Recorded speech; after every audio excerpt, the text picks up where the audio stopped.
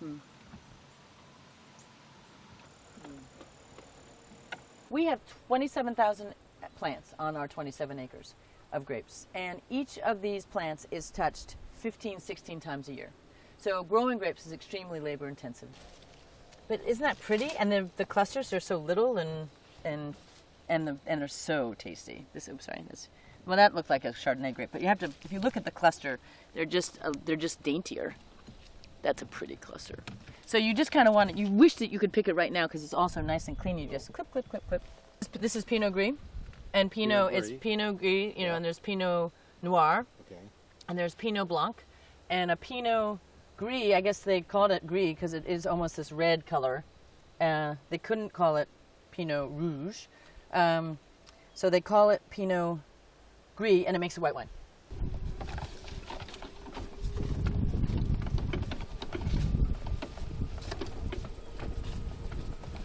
So we planted these in, these we planted in 2001. And then the Pinot Gris at the top of the driveway, which is about 3/4 of a mile away, we planted in 2003. Have you heard of Aaron Lopez? Yes. So Aaron Lopez had his farm. This 20 acres was his 20 acres almost in the 1770s. And he would grow grapes here as part of, and make wine for the sacrament at Truro Synagogue. He was a big funder of that and the Redwood Library. And his name was he was referred to as the Merchant of Newport. Anyway, below that 19th century Victorian farmhouse is an 18th century house that belonged to Aaron Lopez.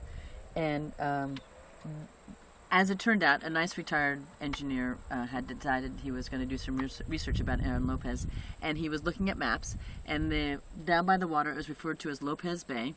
He had a wharf down there, and in order to avoid British taxes, he would unload his merchandise here, bring it up the driveway, and have it here where nobody was looking. So when the British took over the island in 1977, Aaron Lopez left town, and the British took over his house and then built barracks here for 200 soldiers. How cool is that? So we tried this Pinot Gris before, but we'll see if we'll detect any difference in taste. It should be a little bit sweeter, but it could be just a little too subtle to know. Vertical shoot positioning, you've got fruit up high and fruit down low. And we won't pick this until, this is going to be really perky, so I don't even want to taste it. But this will go in the middle of November. This four-arm Niffen, the hybrids are much hardier, so they're not they don't require as much maintenance, and they're not as susceptible to the molds and mildews, which is downy mildew and powdery mildew.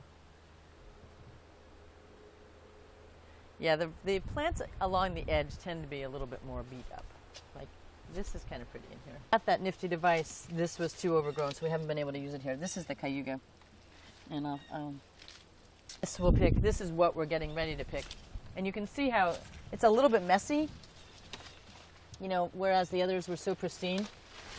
And they've got these giant clusters. Yeah, this isn't as sweet as the other ones. This makes the skipping stone.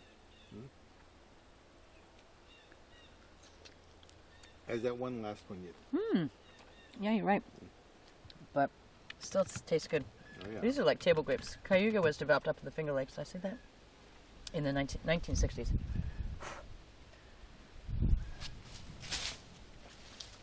Whereas the vinifera, we prune back to 2 to 3 tons per acre. We'll let this come in at 5 tons per acre because it can handle. There's so much flavor in these grapes. When you're pruning, you're really trying to maximize the flavors that come from the soil. So if you're pruning down to 2 to 3 tons per acre, you've only got a limited amount of energy that comes up from the soil and whatever happens in the terroir. We like to make sure that there's enough flavor within each of the berries to really create a wine that has a lot of flavor. So, the things you have to do. You start pruning at the end of November. That will go until the middle of March, the end of March, and then you go back through and you tie the vines to the fruiting fruiting wire, which in the case of the hybrids is 2. In the case of the vinifera is just the one lower one. And then you begin to lift the catch wires, and then you pull leaves, and you keep lifting the catch wires, and you have to go through and fruit thin, and you bud thin and shoot thin and fruit thin in order to maintain the levels that you want to have the yields, to maintain the yields. So again, with the hybrids, it's 4 to 5 tons per acre. In the vinifera, it's 2 to 3 tons per acre. So this is our Pinot Gris, which is what we've just finished picking, and it's being loaded up and being taken over to the winery as we speak. We just saw that. It's beautifully clean. There's a little bit of rot. Now we're going to go into the Cayuga, where we're going to see that people are having to work a lot harder because the Cayuga was so ready to be picked a week ago that when the rain hit, it caused it to cause the rot to become a little more excessive. It's perfect time to pick it. Some bugs in here. And the Cayuga we're going to go see is it's a little bit more work to pick the Cayuga because the Cayuga was really ready to get picked last week, and then suddenly there's this deluge of wind and stormy weather and low temperatures, so it's now a little bit harder because you have to work that much harder to clean out the rot that kicks in when there's too much moisture and the fruit is really ripe. So meanwhile, this is our Cayuga, and actually this has been picked so that it looks very nice. What's really interesting about this is that French hybrid varietal grape Pinot Gris, and it's really beautiful and delicate. And this is the Cayuga, which was developed up in Cornell in the 1960s. So it's named after one of the Finger Lakes. And they're big grapes. They look like that you get them at a local grocery store. So what Billy is finding himself doing, and Carrie, who's on the other side, is moving the plant around a little bit so that they can actually find the fruit. This is the last row of this particular vineyard, so sometimes the birds get at the fruit. So it's not quite as full as maybe some of the other rows, and begin to feast. How about in terms of rot? Yes, and the birds. Seems like there's a lot more in this than. There's a lot more in the Cayuga. Ooh! On this side. Wow! Still on this side. Yeah. See, this is what Parker will do is get rid of all that rot. But look at this cluster! Whoa! Whoa! That is just giant. That's so fun. Anyway, I'm going to go all the way down to the end of those rows. Okay. So I think is that okay for now? Yeah, I think that's good. And then we'll just take the tractor shot? Sure.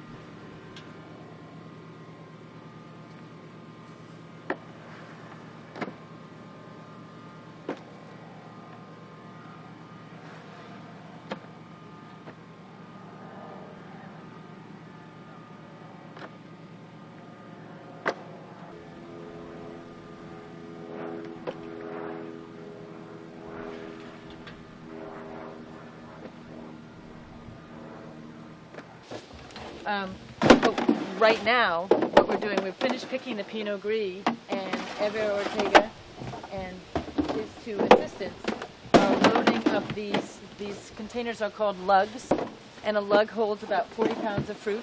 And you go along, and as you're picking, and you'll see that in other images, as you're picking, you drop the fruit into a lug, and then we load it up onto the back of the wagon, and then from the wagon it gets loaded into these what we call 1-ton bins. And these are containers that then we then transport over to Newport Vineyards, where we're presently making our wine. So you have the empty bottles on. It runs through here, rinser, comes around, it goes through this unit here, which is a sparger. It displaces the oxygen in the bottles with nitrogen. And it comes around into the filler, and it actually overfills all the bottles. It comes out of the filler where it's overfilled, and it goes to this unit here, which is a leveler. It sucks out the excess wine that's done in the filler. And it sucks it back into the bowl. So each bottle is the same height exactly. And then it goes through the corker. Comes down here, the capsule here, shrinks the capsule, and then it'll put a label on if they have labels. We don't have labels today.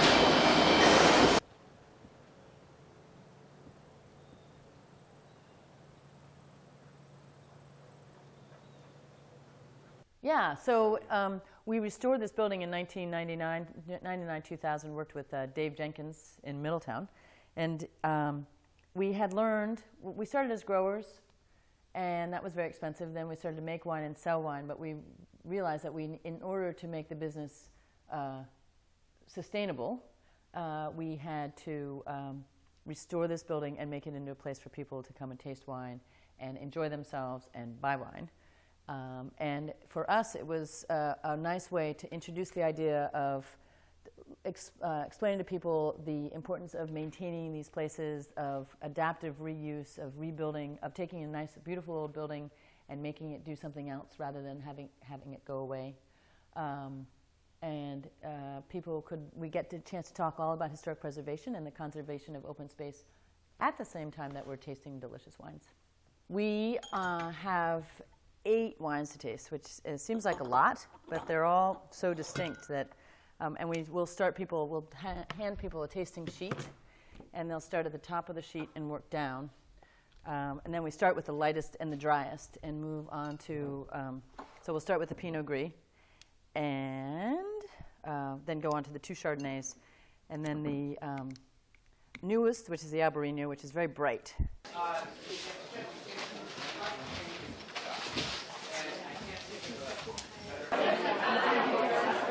Marshall is great. Sure, you have to have the car. You can kind of walk along the side. Why you said March? March. Yeah. Starts at point A and goes all the way to point B. It's about a mile and a half. And we're comfortable shoes, you know. Very casual. If we set the car, then whether you're walking or driving. I